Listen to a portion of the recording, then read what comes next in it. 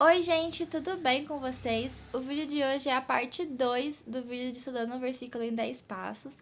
A parte 1 eu liberei para vocês na segunda-feira. Se você ainda não assistiu, eu vou deixar o link aqui no box de descrição para você conferir, tá? Confere a parte 1 primeiro, senão você vai ficar perdido, porque a parte 2 começa a partir da sexta dica, tá bom? Então, confiram todas as dicas aí. Não se esqueçam de deixar seu like e se inscrever aqui no canal se você gostar do conteúdo, tá bom, gente? Então, é isso. Bora pro vídeo!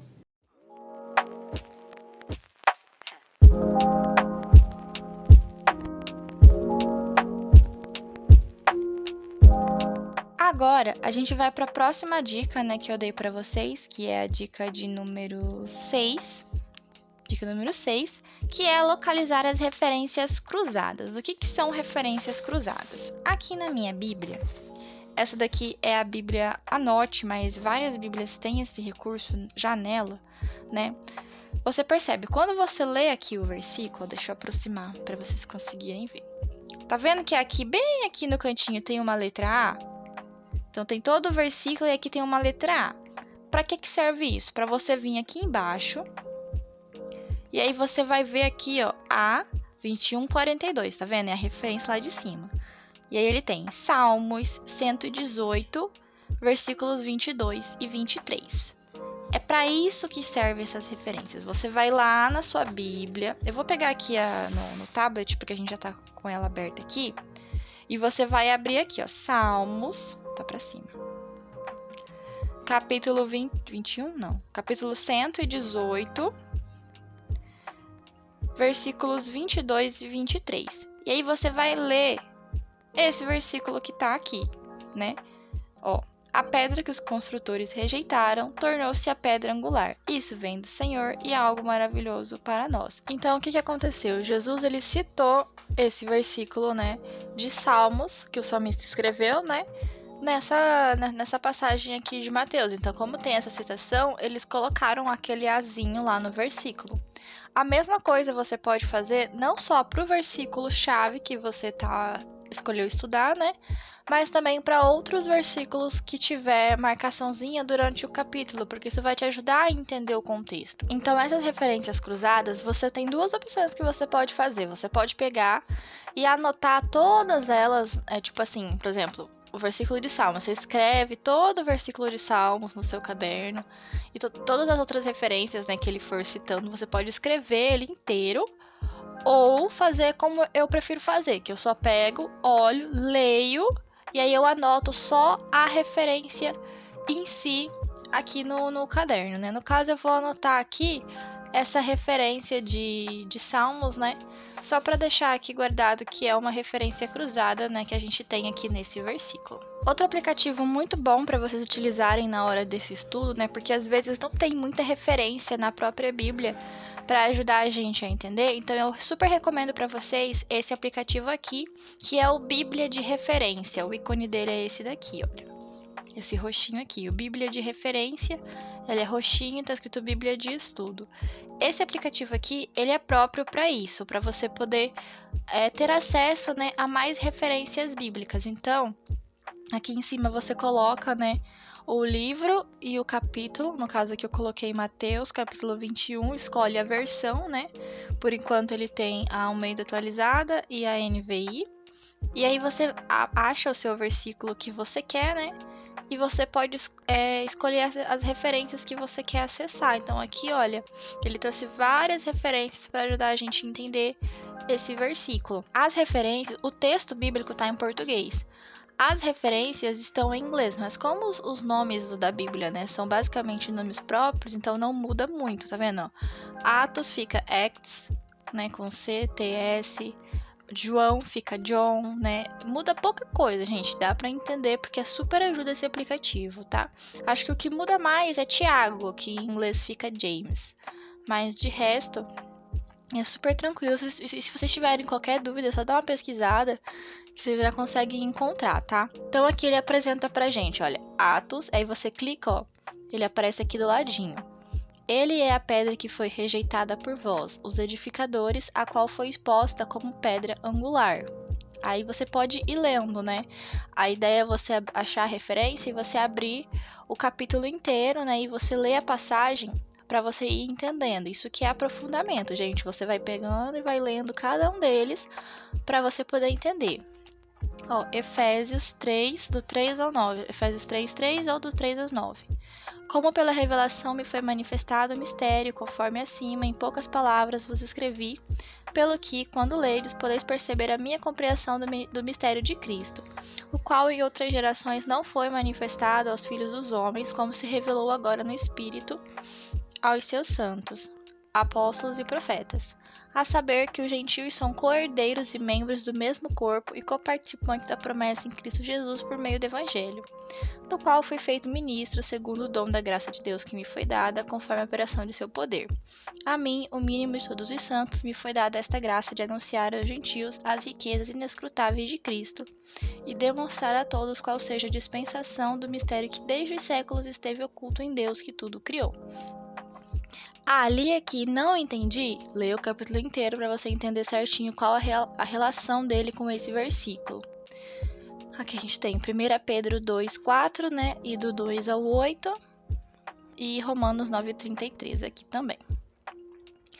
Então, fica aqui mais essa dica, né, de um aplicativo super legal para vocês utilizarem, né? Eu vou anotar todas essas referências lá no meu estudo, tá? E aí depois eu já volto para mostrar como é que tá ficando para vocês. Prontinho, já fiz aqui a anotação, né? Anotei as referências que a gente encontrou do nosso estudo. Eu li todas elas com bastante calma, tá? Pra gente poder entender melhor, tá? E recomendo que vocês façam isso também. Agora, passando para nossa próxima dica, que é a 7ª dica desse vídeo, né? Pesquise o significado de palavras que você desconhece. Então, esse é o momento que a gente vai voltar para essa parte aqui, que a gente grifou as palavras, né? Na verdade, a gente grifou as palavras que mais chamaram a nossa atenção. Mas se tiver alguma dessas palavras aqui também, né? Tantas que você grifou, quantas que você não grifou, que você não conseguiu entender direito o significado, né? Que você ficou com dúvida do que seria, você vai pesquisar o significado dessa palavra. Pesquisa na internet mesmo, pesquisa em dicionários bíblicos, sabe? Dá uma pesquisada, o que significaria essa palavra, essa expressão. No caso aqui, pedra angular, é uma expressão utilizada na Bíblia. Então, eu vou pesquisar o que essa expressão significa e vou anotar aqui embaixo. Bora lá! Voltei, galera. Então, aqui eu anotei, né? A palavra que eu mais senti dificuldade de entender o que significava seria essa pedra angular.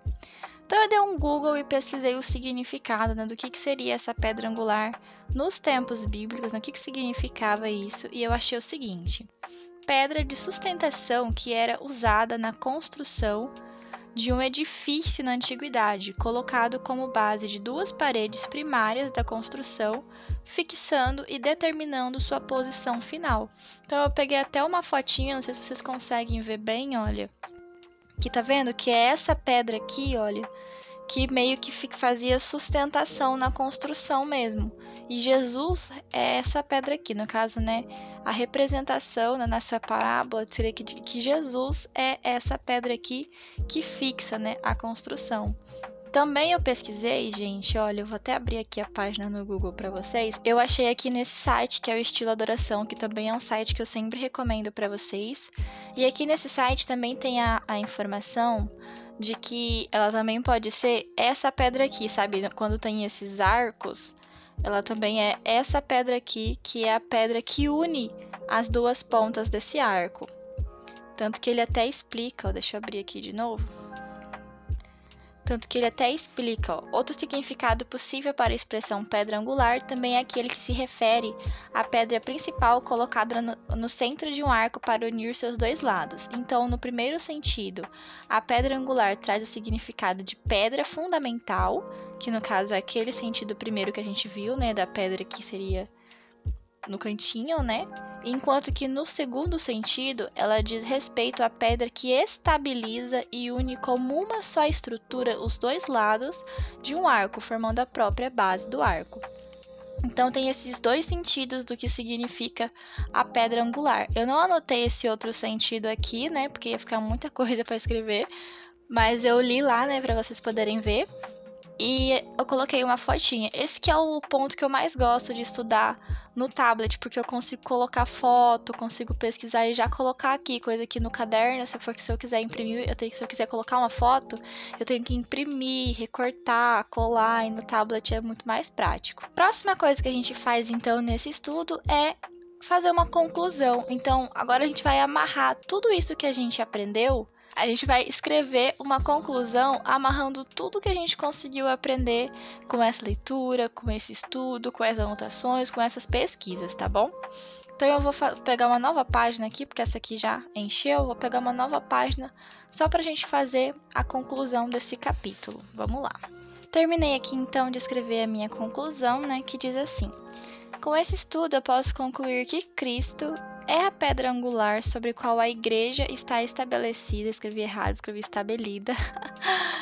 Ele permite que a edificação siga o caminho correto, porque ela fica na esquina, né, aqui da casa, para quando a casa for construída, ter ela como guia e a construção não ficar torta, certo? Os cristãos, somos nós, são as pedras vivas da casa de Deus, ou seja, as outras pedras, né, dessa mesma casa, que são unidos e regulados em conformidade com a pedra angular, que é a pedra fundamental dessa construção, que é Cristo. Cristo é a pedra angular para os cristãos, para os crentes, mas ele também é a pedra de tropeço para os incrédulos. Teve um outro versículo que a gente viu nas referências aqui que falava sobre essa questão da pedra de tropeço. Então, depois da conclusão, vem a nona parte desse estudo, que é uma das partes mais importantes, que é a parte da aplicação pessoal, que basicamente você vai pegar e vai escrever uma forma prática de você aplicar essa palavra na sua vida. Tem algumas passagens que vai ser mais fácil você fazer isso. Por exemplo, se a passagem fala sobre perdão, então você precisa perdoar, entendeu? Ou você precisa liberar perdão para alguém. Você precisa pedir perdão ou liberar perdão para alguém, certo? Se a passagem está falando sobre amor ao próximo, é a mesma coisa. Agora, nessa passagem aqui, não tem um ensinamento assim específico. Então você precisa entender bem a passagem para entender aquilo que Jesus está querendo te explicar, o que Jesus está querendo dizer. Entender que Jesus é o fundamento e a partir daí você desenvolver uma forma prática de aplicar essa palavra na sua vida. E aí depois que você fizer isso, você anota para você sempre se lembrar disso que você tem que fazer, ficar guardadinho como se fosse uma meta, sabe? Uma coisa que eu falei no vídeo, que eu vou até repetir aqui, é que geralmente as pessoas colocam coisas muito abstratas, sabe? Então, tipo, eu preciso perdoar as pessoas, eu preciso entender que o fundamento da minha fé é Cristo. Isso é muito abstrato, você tem que colocar uma coisa para você fazer, entendeu? Tipo, sei lá, memorizar um versículo, sabe? Alguma coisa que realmente vai mudar a sua vida, porque senão, se você só ficar nessa coisa abstrata, a palavra nunca vai transformar a sua vida, nunca vai fazer diferença para você. Então, faça isso, tá? Faça uma aplicação que seja prática e que seja algo possível, algo que você possa fazer, tá? Então, bora para aplicação pessoal. Então, voltando aqui, eu terminei a minha aplicação pessoal, vou compartilhar ela rapidinho com vocês pra gente poder encerrar, né? E aqui eu coloquei: se Jesus é o fundamento, então é nele que eu preciso construir a minha vida e edificar a minha fé. Por isso eu vou colocar Jesus sempre como a base de todas as coisas que eu fizer, disser ou pensar. Jesus faria isso? Então eu coloquei assim para eu poder já me guiar, sabe? Porque eu penso que se Jesus é a base, então a minha vida tem que estar baseada realmente nele e pensar que se Jesus faria, se Jesus diria, se Jesus pensaria naquele tipo de coisa, naquele tipo de atitude. Então, por fim, para você encerrar o seu momento de estudo, você pode fazer um momentinho de oração, agradecendo a ele por ter te ajudado a entender a palavra, né? E pedindo para que ele te ajude também a aplicar essa palavra na sua vida para que ela venha aí transformar a sua vida. Não anotei aqui a minha oração, né? Mas se você quiser, você pode escrever, pode só orar mesmo e fica a seu critério, tá bom, gente? Então é isso, esse foi o vídeo de hoje. Fiquei muito feliz de ter feito esse estudo seguindo essas dicas. Espero que vocês também tenham gostado. Eu posso compartilhar esse estudo para vocês em PDF. O bom de fazer no tablet é isso, né? Eu posso fazer e compartilhar em PDF com vocês também. A minha letra não está bonita, já aviso para vocês, não está bonita. Mas eu posso compartilhar ele assim mesmo, se vocês quiserem, tá? É só vocês deixarem aqui nos comentários, compartilhem em PDF, aí eu compartilho com vocês com o maior prazer lá no meu Instagram. A propósito, já me segue por lá, tá? O meu Instagram que eu compartilho dicas de devocional e estudo bíblico é @Thais Simplesmente Cristã. Eu tenho post lá todos os dias e reels novos todos os dias pra vocês. E o Instagram da minha loja, que é a minha papelaria cristã online, que tem planner devocional, marca-texto, um monte de coisa legal pra vocês lá, é @Simplesmente Cristã. Lá vocês conseguem ver os bastidores, os produtos. Também tem link pro meu site lá também, tá bom, gente? É isso. Se você gostou desse vídeo, já sabe o que você tem que fazer, né? Deixa seu like, se inscreve aqui nesse canal pra você me apoiar e a gente ir juntos pra nossa meta, que é 50 mil inscritos ainda nesse ano. Vamos ver se a gente consegue chegar, né? Se for da vontade de Deus, a gente vai.